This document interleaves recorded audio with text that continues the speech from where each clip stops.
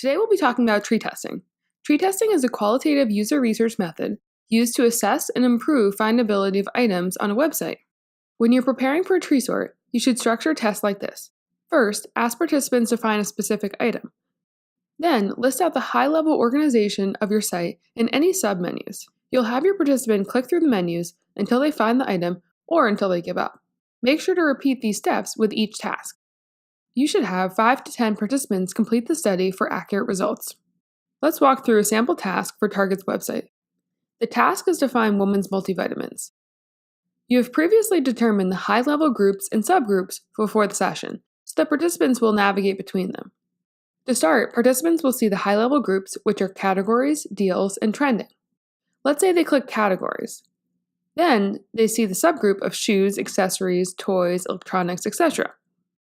Since they're looking for women's multivitamins, they may accidentally click on woman and see the following menu.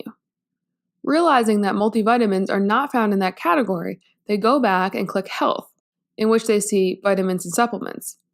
They click on vitamins and supplements, and that's the correct answer. Once you're done, you want to analyze the results.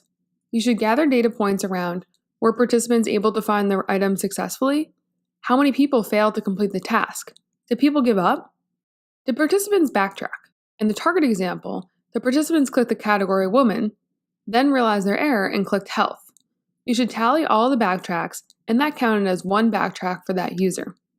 Were they able to make quick decisions to find the item? If participants are backtracking, giving up, or taking too much time to decide between the different categories, you should iterate and refine the findability of those items and test again. You can perform a moderated or unmoderated tree test. With moderated tree testing, you'll schedule an interview where the participant will talk you through their rationale.